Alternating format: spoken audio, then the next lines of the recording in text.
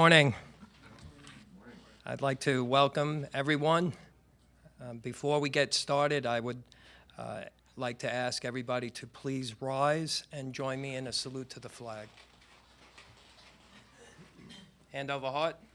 I pledge allegiance to the flag of the United States of America and to the republic for which it stands, one nation, under God, indivisible, with liberty and justice for all.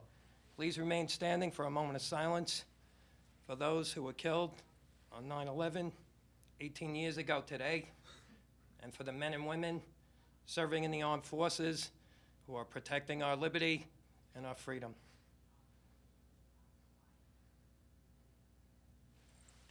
Please be seated.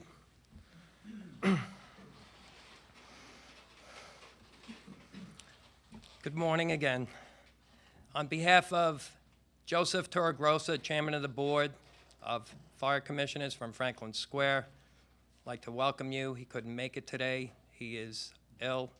He's suffering from the toxins that were breathed in during the rescue and recovery efforts down at Ground Zero 18 years ago today. My name is Christopher Gioia, and I'm a fire commissioner with the Franklin Square and Munson Fire District in the town of Franklin Square, New York, Nassau County, which is near the Queens border. I'm a Marine Corps veteran, and I have been an active volunteer firefighter with the Franklin Square and Munson Fire Department for 33 years. I am also a former EMT and an ex-chief, having served 5 years in that position. I am currently employed as a construction surveyor with Local 15 Operating Engineers, New York City. And I have worked in the heavy construction industry for the past 30 years, specializing in reinforced concrete, major foundation work, and structural steel. Today I am here to announce the launching of our Justice for 9/11 Heroes campaign, which is being spearheaded by the Franklin Square and Munson Fire District. On the morning of September 11, 2001, I was working on the Brooklyn side of the East River, just north of the Williamsburg Bridge, and had a spectacular view of Manhattan and the Twin Towers. Having been an eyewitness to the attacks that day, and from being called to duty to assist the Fire Department of New York in the following days and weeks afterwards, 9/11 has never been far from my thoughts, having been burned forever into my soul. The 9/11 Commission concluded that Osama bin Laden and a group of Islamic extremists were responsible and carried out the attacks, and that was to be the end of it. Truth be told, that is far from the end of it. The 9/11 Commission was flawed, and in the words of two of its own, the chairman and the vice chairman of the 9/11 Commission, respectively, Thomas Keane and Lee Hamilton, who stated in their book, without precedent, that they were set up to fail and were starved of funds to do a proper investigation. That's their own words. They also confirmed that they were denied access to the truth and misled by senior officials in the Pentagon and the Federal Aviation Authority, and that this obstruction and deception led them to contemplate slapping officials with criminal charges. The final report did not examine key evidence and neglected serious anomalies in the various accounts of what happened. The commissioners themselves admit their report was incomplete and flawed, and that many questions about the terror attacks remain unanswered. Nevertheless, the 9/11 Commission was swiftly closed down on August 21st, 2004. The failings of the official investigation have fueled too many half-baked conspiracy theories. Some of the 9/11 truth groups promote speculative hypotheses, ignore innocent explanations, cite non-expert sources, and jump to conclusions that are not proven by the known facts. They convert mere coincidence and circumstantial evidence into cast iron proof. This is no way to debunk the obfuscations and evasions of the 9/11 report. But even amidst the hype, some of these 9/11 groups, including architects and engineers for 9/11 Truth, pilots for 9/11 Truth, and the Lawyers Committee for 9/11 Inquiry, to name a few, raise valid and important questions that were never even considered, let alone answered, by the official investigation. The bottom line here is that the American public has not been told the complete truth about the events of that fateful autumn morning 18 years ago. What happened on 9/11 is fundamentally important, but equally important is the way the 9/11 cover-up signifies an absence of democratic, transparent, and accountable government. Establishing the truth is, in part, about restoring honesty and trust and confidence in the American political system. That is why, on July 24th of this year, the Franklin Square Munson Fire District voted unanimously to adopt a legal resolution of support for the special federal grand jury investigation before the U.S. Attorney's Office for the Southern District of New York. The almost 3,000 innocent people who were murdered right before our eyes that day cannot speak, so it is left up to us to speak for them and demand that their voices be heard in a court of law with subpoena power and an impartial jury to consider all of the evidence by placing 9/11 under a microscope and investigating everything and anything down to the smallest of details with the same veracity as the recent Mueller investigation into Russian collusion, and not before a commission of political appointees who had the rules dictated to them by some of the very people who were being investigated, or who had conflicts of interests, and which should have led to several members of the commission to recuse themselves. I demand to know, as should everyone, especially the media, why important testimony made that day from over 150 police, firefighters, and first responders regarding explosions wasn't included in the commission report, nor investigated further. Why didn't the FBI or NIST examine the wreckage for explosives? Why wasn't Ground Zero considered a crime scene and sealed off and processed accordingly?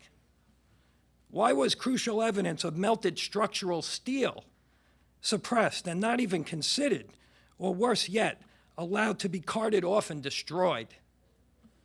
Why won't, after 18 years, mainstream media such as ABC, NBC, CBS, CNN, or Fox News, and if Fox News here, I take that back and I apologize, report on any of this, let alone ask the hard questions of how and why certain things occurred the way they did, especially in the collapse of the third World Trade Center building, building number 7, that most people don't even know about. And finally, why can't Americans hear about FDNY Battalion Chief Oreo Palmer, who succeeded in making it to the point of impact on the 78th floor of the South Tower with his men, and reported that he had 2 isolated pockets of fire and that we should be able to knock it down with 2 lines. So he made it up to the fire floor, and he saw what was going on. And contradicting the official storyline that it was a raging fire up there, here's a brave fireman who made it onto the fire floor and was doing his job. 1 minute after the final transmission, the South Tower collapsed.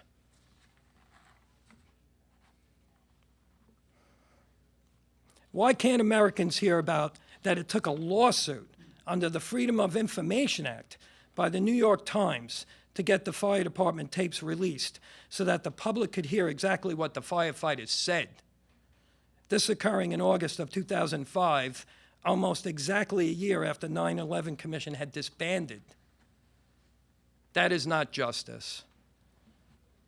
Being in Washington today, I'll put a perspective on in terms of the cost of the 9/11 investigation and money spent on other government investigations. The Mueller investigation cost about $25 million. The Whitewater investigation cost about $60 to $70 million. The Space Shuttle Challenger disaster cost about $175 million and 7 astronauts killed.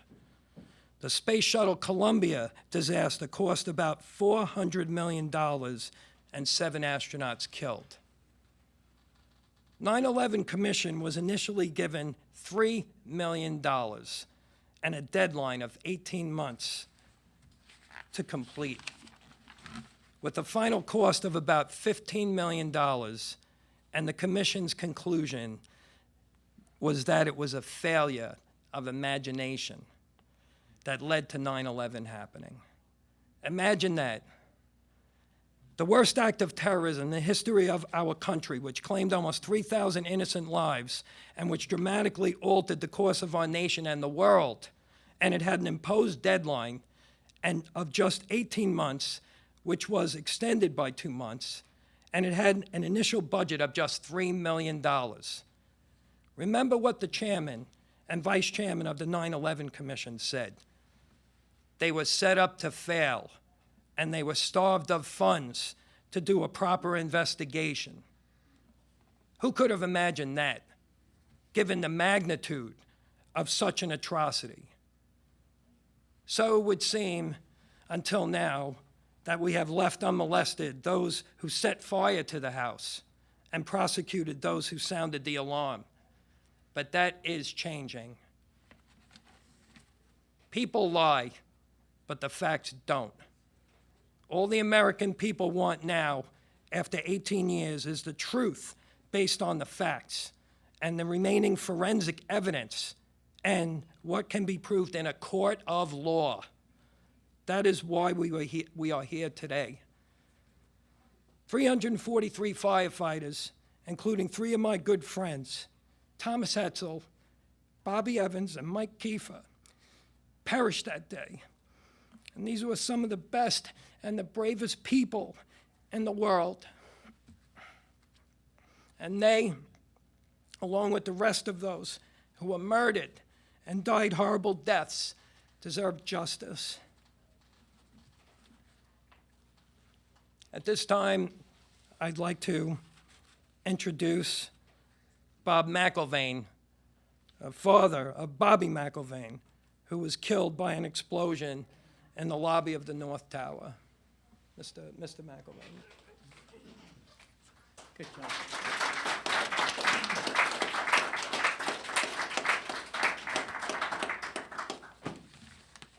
If I get emotional, just ignore me. Anyway, so I didn't want to prepare anything because maybe I can just ad lib. I have a lot to say. I've been doing this for day one. Day one after Bobby died, I didn't believe the story. You know, I just never did. So I've been on this search. I feel I have closure in my inner self because I know what happened, and obviously I don't have the time to go into who did it. My main concern in life now is why was it done? And I always say you really, truly, truly have to understand history to understand what happened on 9/11. And you have to follow history. You know, I've spent more time on World War I than anything. Why in the world do we have such a disaster? World War II, the 50s, the 60s, Iran-Contra. You know, Iran-Contra is a big thing. To me, I link that with 9/11, but I really won't get into that. So, you know, I've been doing it forever. On 9/11, Bobby, you know, convinced, I know for sure that he died before the towers were hit. So I say 9:40, I don't know exactly what it was, 9:46.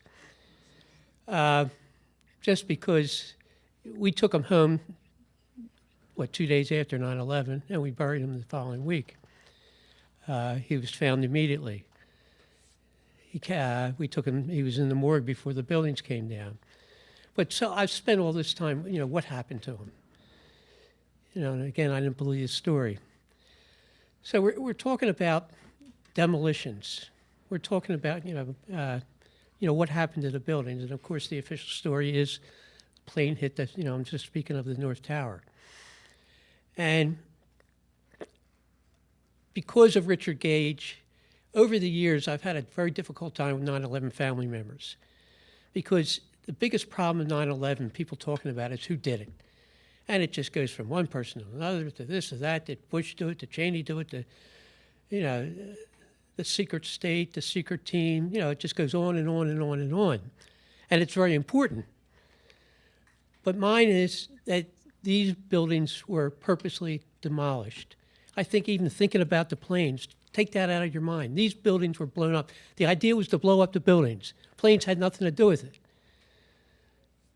That was for show, and I don't want to diminish what happened to the people who died because of the planes, but that was all for show. So get that out of your mind, and you have to do your research. Why was this done? But getting back to the buildings, the 9/11 Commission, now I made 99.9% of the commission hearings, and it was a joke. And at first I was trying to be very attentive, and I think it was after Condoleezza Rice. And I wish I could have punched her in the mouth. I was so upset. That's when I said, I was working with 9/11 Family for Peaceful Mars. I went to Japan. I was a real anti-war activist. After listening to Condoleezza Rice, I said, I'm devoting my life to this, finding out what happened, who murdered my son, Bobby.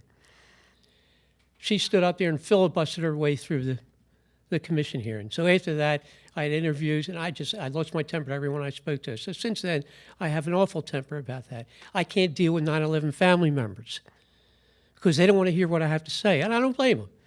But I don't like being up at Ground Zero today. My son's up there now, but I can't stand it because a couple of years ago, someone started screaming at me that I would say such a thing that Muslims, I would tell her, Muslims had nothing to do with Bobby's death. Bobby died before the planes hit.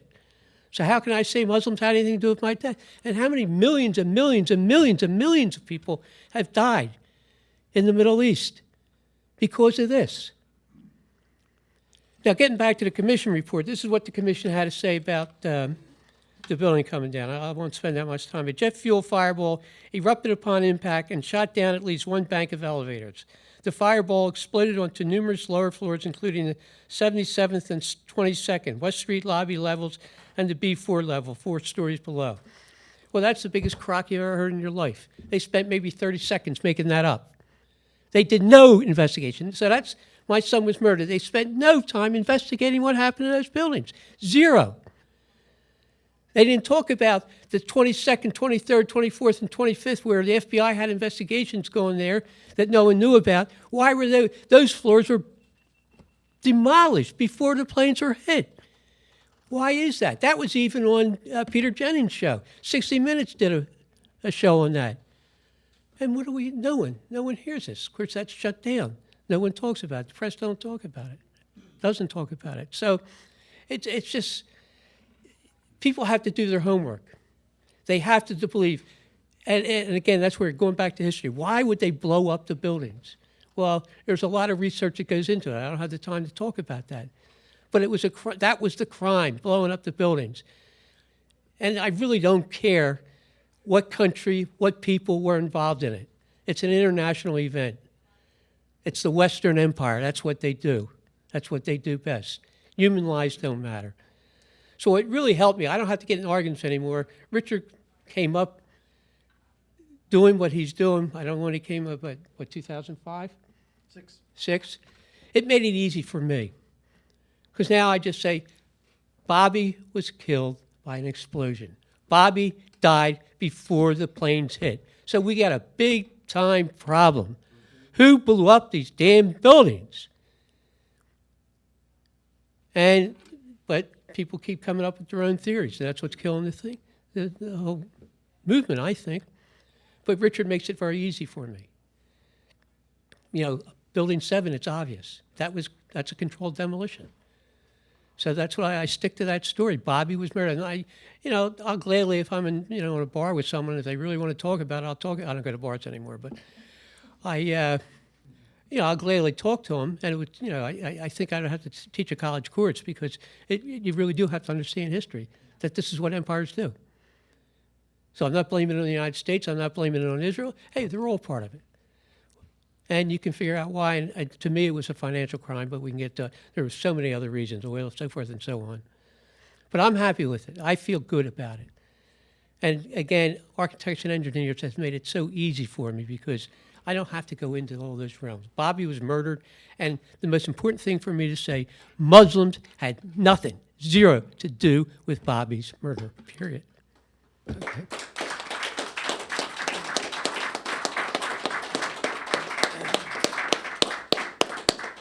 Thank you, Bob. I'd like to call up Richard Gage, AIA architect and founder of Architects and Engineers for 9/11 Truth. Thank you, my friend. I represent 3,000 architects and engineers across the country and around the world who are demanding a new investigation. If 3,000 architects and engineers signed a statement to you saying that your house was in danger of collapse, would you listen to them? That's 25,000 years of technical credibility. Why did they sign the petition calling for a new investigation? Over the last 12 years, we've been assembling the evidence that's been provided from official sources, like the U.S. Geological Survey, who documents molten iron microspheres in all the World Trade Center dust. Where do they come from? How did they get to be molten? Extreme temperatures exceeding 2,800 degrees is what's required for that phenomena, and the pools of molten iron, including pouring out of the South Tower minutes prior to its collapse. Why does a team of scientists find nanothermite chips, red-gray chips in all the World Trade Center dust? Why did FEMA document in their May 2002 Building Performance Assessment Report, in their limited metallurgical examination of the steel, hot temperature corrosion attack on the steel with sulfur?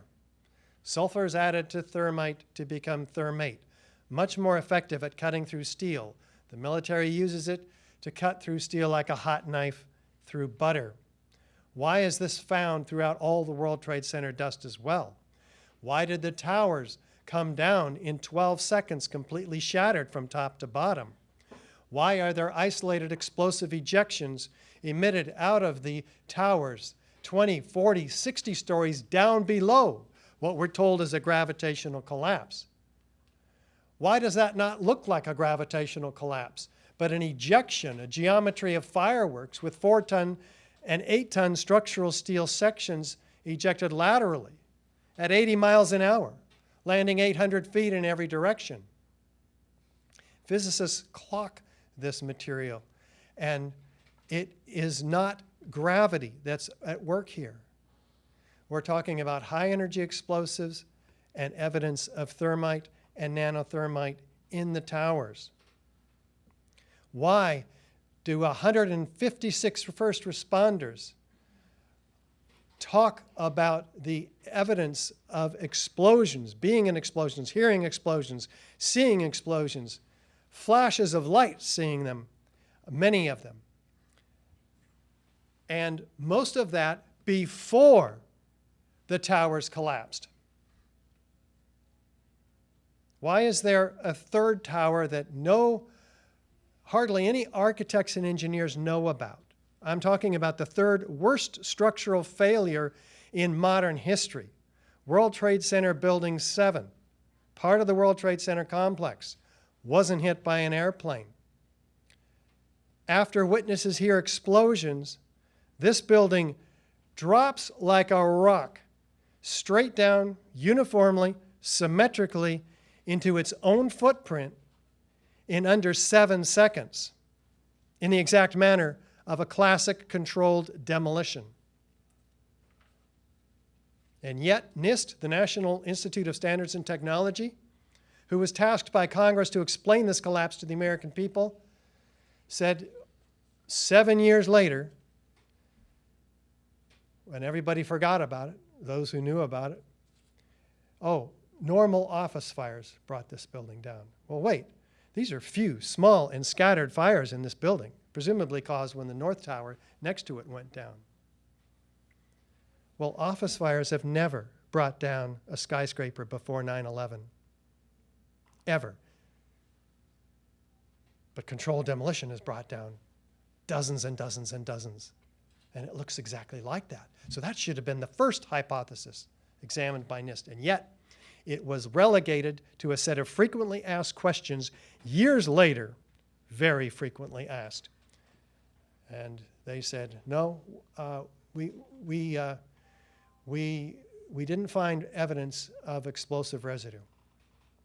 And years later than that, they write in writing, admit in writing, we never looked for evidence of explosive residue. You can't find what you're not looking for. Well, there's a problem with Building 7. And the University of Alaska was made aware of this problem and finally convinced to take a deeper look at Building 7. And they said, well, gosh, we have fires bringing a building down for the first time ever at free fall acceleration, as fast as a bowling ball falling out of the sky. Maybe we should look at this because there's hundreds of similarly designed buildings in a country and around the world. That's what convinced Professor Leroy Halsey, chair of the Civil Engineering Department at the University of Alaska in Fairbanks, to look at this. One of the top forensic structural engineers in the country. This study was released about 4 or 5 days ago. It's available on our website for you to download. And it's called A Structural Reevaluation of the Collapse of World Trade Center 7. It's a major university study that I highly recommend you download on our website, ae911truth.org. The science behind the study: to rule out scenarios that would not cause the collapse of Building 7, and to identify the types of failures that could have caused the collapse. The data is open. You can download the data and review it. It's not hidden in a black box like NIST's computer modeling data, because we submitted a Freedom of Information Act request saying we'd like to see the data because it's not classified. So they have to release it, but they have an out. What's the out? It might jeopardize public safety. How could it jeopardize public safety to withhold this data from the architects and engineers who are responsible with ensuring the public safety? So, this study is open to peer review, unlike the NIST report. So they simulated the local structural responses to fire loading on floor 13, because that's where NIST focused its initiation of collapse theory for Building 7. They examined NIST's collapse initiation hypothesis, and they simulated numerous failure scenarios that would lead to the collapse of Building 7. What they found is a series of manipulations and assumptions that are invalid and I would call fraudulent, including making the exterior wall of the building infinitely stiff so that it would force the movement, the thermal movement of the slab under fire loading conditions away from the wall, pushing this girder off of its seat on this column 79, and then it falls, and in their scenario causes a cascading collapse because 9 floors have failed, and then that leaves column 79 unbraced, so it buckles. And that causes the complete failure all the way up to the east penthouse in less than 10 seconds. And then in another 10 seconds, this failure works its way across this football field-sized building. And then we see the collapse that you can see on YouTube just by Googling Building 7 collapse. Uniformly symmetrical free fall acceleration for a third of its 7-second fall. What else did they find? They found that NIST omitted key structural components, such as omitting the side plates on the side of column 79, which would have trapped the girder, keeping it from falling off of its seat. They omitted the stiffeners that would have stiffened the flanges under that girder, keeping them from folding up, because NIST says it only had to be pushed halfway off of its seat, and then the flange folded. So they conveniently omitted those stiffeners. So that flange could fold, so that girder could fall. But they also found that even if that girder fell, it only had a third of the weight and the impact load on the floor below, which would be required to break the girder below it, because there's 3 massive girders down there. They omitted the shear studs on the top of this girder, which would kept it from ever moving off of its seat. All this is in the shop drawings. So it's very obvious, beyond misinformation here, beyond this is deliberate. Now, the study doesn't make those points. He's very conservative, Professor Halsey. He, as a PhD, and his team of PhD researchers have concluded, based on their computer modeling, because they said, okay, NIST's assumptions are, most of them, invalid. Wow. Well, let's use them anyway and see what happens in our computer model, which, by the way, is generations ahead of what NIST used in their computer model 15 years ago. So they found that using those assumptions, there's no failure. There's no local failure, even using the missing components and the exterior wall infinitely stiff. They found that they had to take out 8 columns in that area in order for the building to fail. And then it tips. It doesn't come down uniformly. What do they have to do? Now we're at year 3.5 of this $300,000 study to get this building to collapse the way the video shows it. They had to remove not 8, not 10, not 100, but 650 columns over 8 floors within a second or so of each other.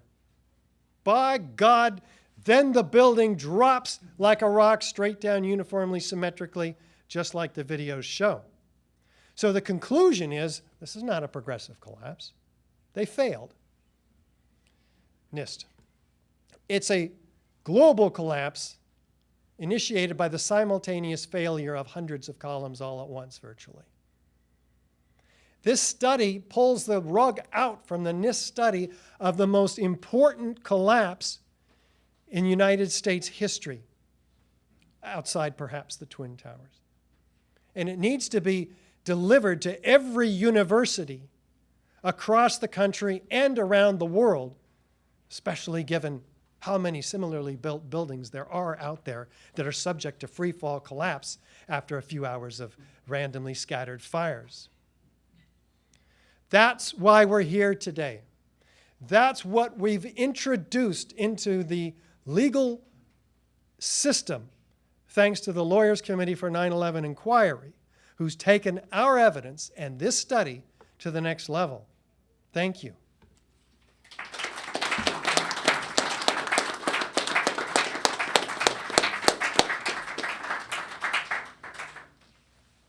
Thank you, Richard. I'd like to introduce the president and executive director and a former police officer with 29 years, 23 years with the New Brunswick Police Department in New Jersey. the Executive Director of the Lawyers Committee for 9/11 Inquiry, David Meiswinkle.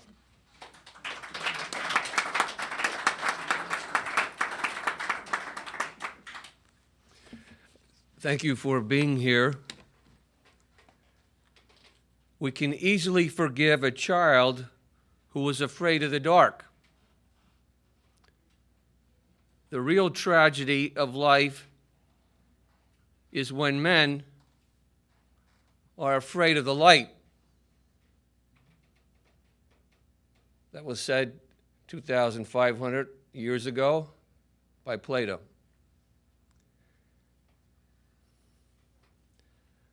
I applaud the media that's here.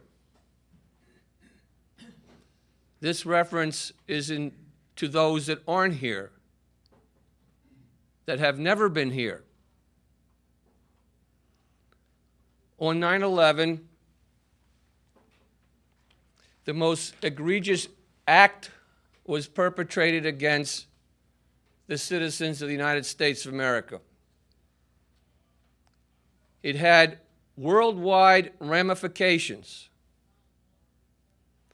In this country, there has never been a criminal investigation that resulted in a grand jury, at least to our knowledge, until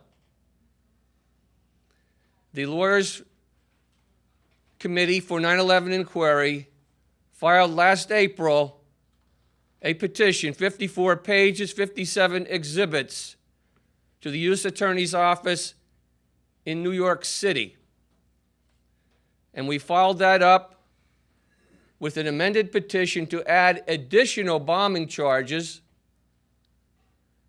In November, we received from the U.S. Attorney, Jeffrey Berman, a letter acknowledging receipt of our grand jury petition and exhibits, saying that he read and reviewed and he would comply with the law regarding the submission. The law is 18 U.S.C. 3332A, which mandates him, I underline mandates him, to call a special grand jury to consider the evidence before him.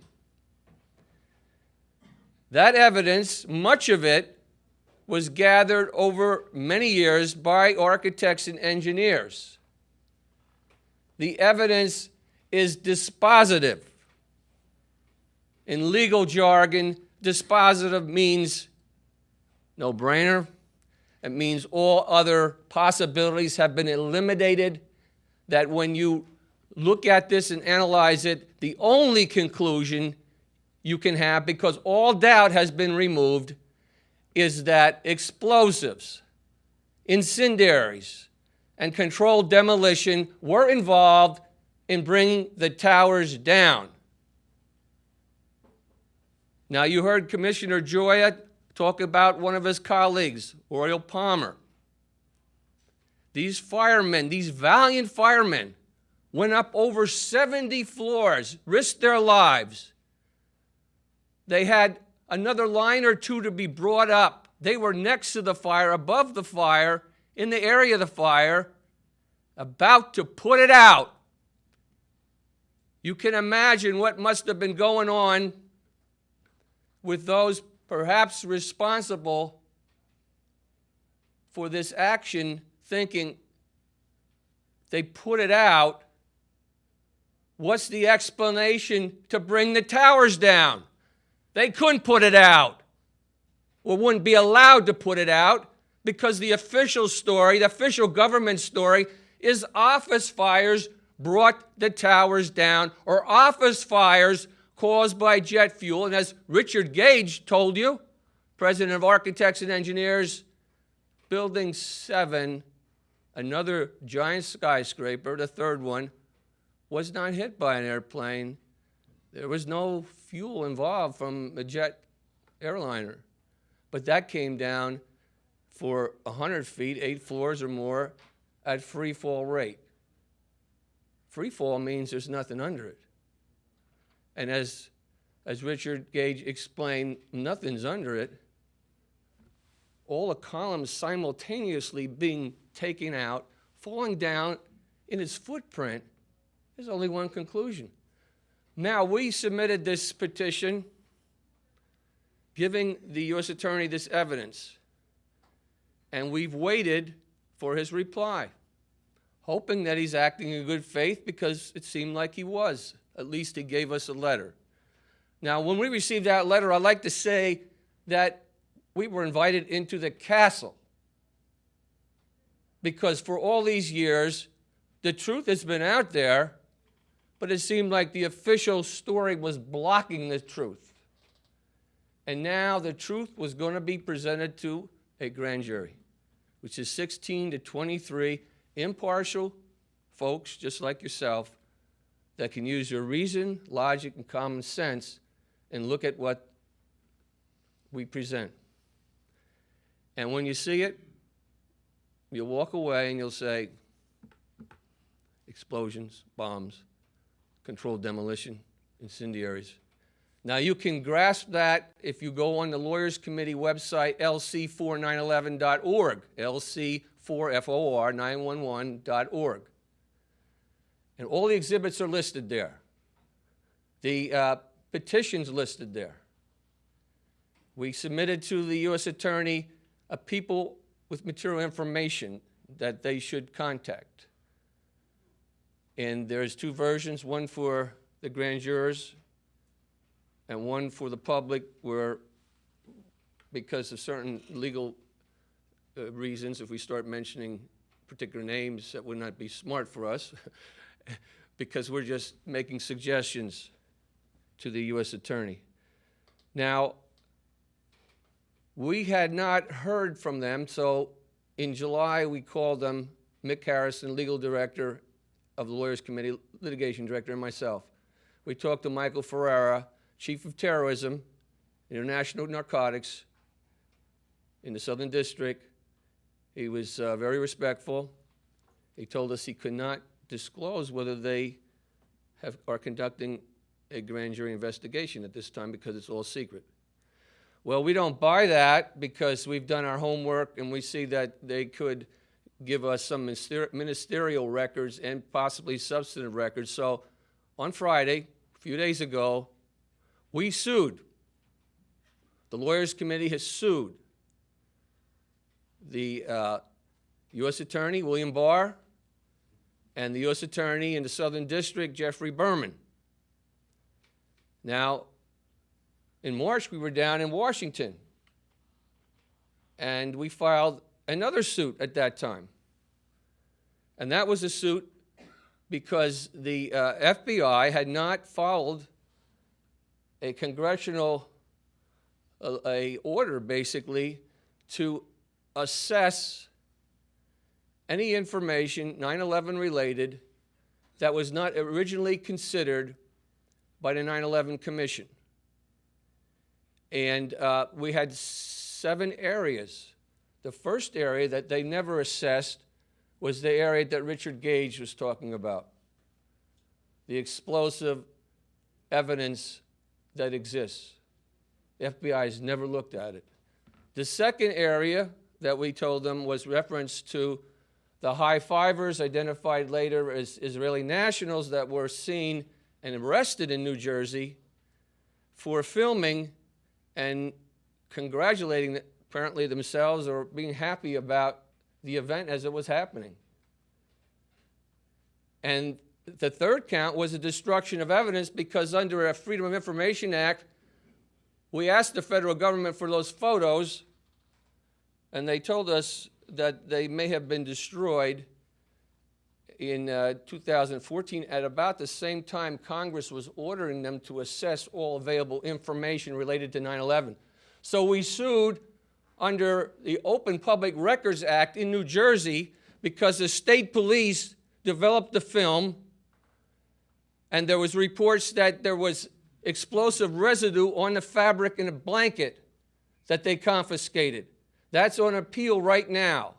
We've been able to get at least a log entry that we argue is reflective of those photos. Of course, the state in New Jersey says they're not, but the log entry says World Trade Center bombing, terrorism, confiscated film, and it's the same date that the photo transcript we have. We have an order, a FBI declassified piece of document that indicates the FBI received these photos from New Jersey State Police on September 13, 2001. We have a log entry referencing that, what we think it is, but so far it's been denied, all right? So that's some of the things that we're doing, the Lawyers Committee, and there's a lot of others, and I won't go into it, it'll take up too much time. But, yeah. So I'm going to sum it up right now. If you're interested in what I'm saying, lc4911.org. And I'll sum it up the way I started it. We can easily forgive a child who is afraid of the dark. The real tragedy of life is when men are afraid of the light. Thank you for being here.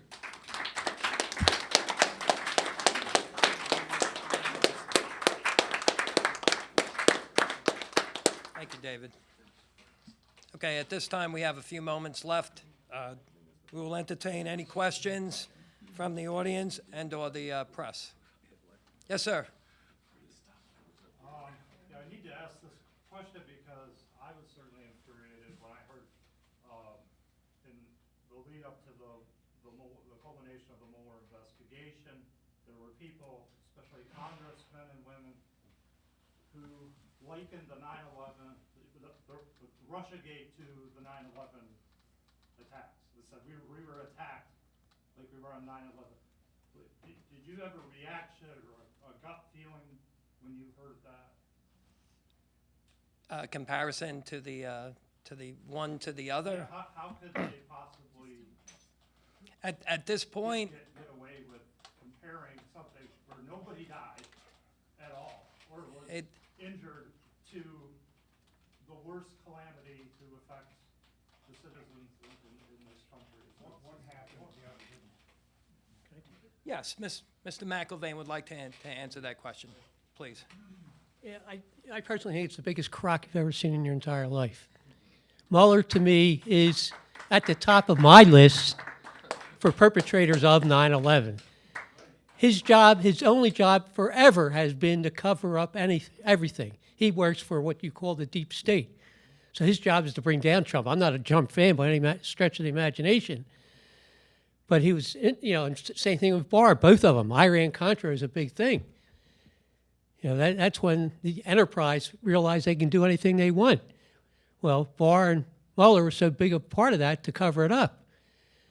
And then when did Mueller start his job? 9/11, or after 9/11? What, 2 days after 9/11? That's his job to cover that up. As I was telling my wife coming in here, I was in the FBI building once when I was with the Jersey girls. And this is one of the things, my breaking points. I lost my temper listening to that jerk. And he is a jerk. So the 9/11 or the Russiagate thing is just to me, a ruse. And Mueller is, he's not trying, he just does what he's told. I mean, that's not a feeling. I mean, it's just from the way I've dealt with him. All right, thanks. So we have 1 minute left. Is there any questions from any of the press up here before we continue any questions from any of the other folks? All right. And anybody? Any other questions? Anything? Yes, sir. I was just up in New York at the Trade Center site, and I asked NYPD present on the area of the, where the event happened, and also Port Authority Police, if it would be okay to distribute literature as from architects and engineers for 9/11 Truth. And I was told, no, the distribution of literature like that would be prohibited. I'd be cited, taken to court, arrested. Could you please speak with the director of the Port Authority, and so that people who are trying to advocate transparency about this could at least distribute literature to all those who are visiting the Trade Center site? I most certainly agree with you. I think that, you know, we're covered under our constitutional rights, that we have the right to do that, and that for somebody to say that, you know, I would just say, hey, show them the copy of the Constitution. I can hand out whatever I want, you know? They asserted that the Port Authority is a private owner of that space. And although they own it privately, they allow public access, but with limitations, as if the First Amendment doesn't apply. So thank you for your efforts, sir. Thank you, sir. Yes, sir. Commissioner and Richard, why do you think right now there's a height of a presidential push going for the next presidential election? Why don't you think the presidential candidates ever get asked, or they, on their own, ever talk about 9/11? I think that that a couple of the candidates have been asked. I believe that question has been brought up. I'm not fully familiar with what exactly they were asked, but to the best of my knowledge, I think they were, a couple of them, and they did respond in a positive fashion. Richard, Yeah, please. thank you. We have a program to survey candidates.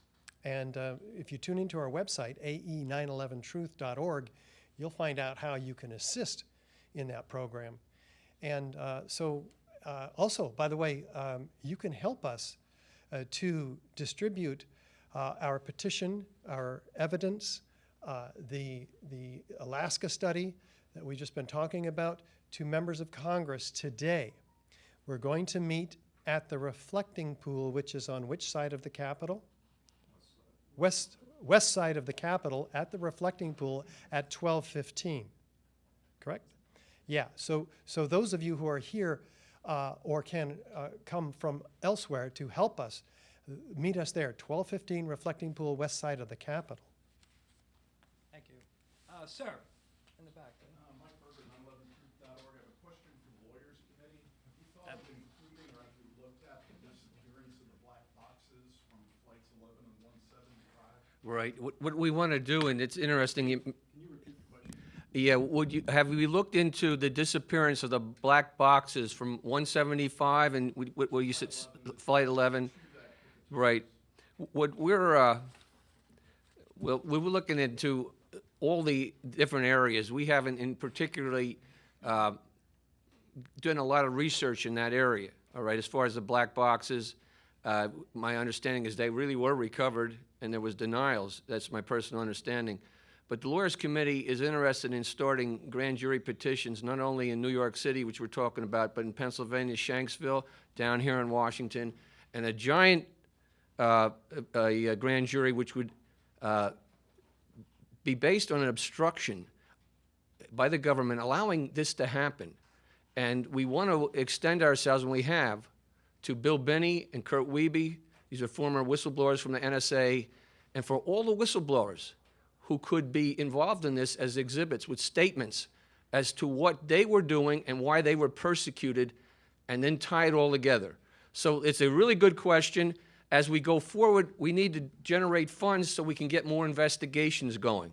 But that's certainly a key one, not only in New York City, but in all the areas as far as the analysis of black boxes.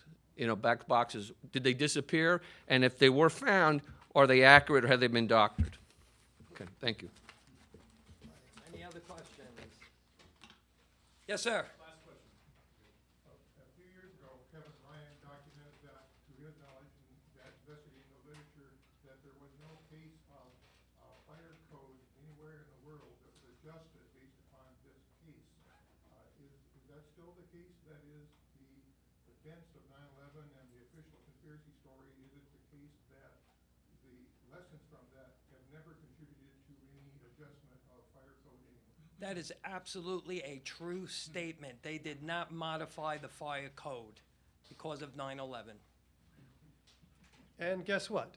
They did not, the Uniform Building Code was not modified. The International Building Code was not modified to structurally, to improve structural connections and performance that would keep a skyscraper from falling out of the sky at free fall. No structural modifications to the code as a result of the 9/11. There were some recommended by NIST. They were never adopted. They know their buildings are safe. Also, I wanted to let you guys know who are with us locally today, that we're meeting at 6 p.m. Is at La Merche Restaurant. If you want to hear more from the fire commissioner and myself, and possibly even Dave, who might be still in town, that address, Diana, is that the right time? 6 p.m. It's 6:30. 6:30 p.m. tonight. First at 1736 Connecticut Avenue Northwest. Louder.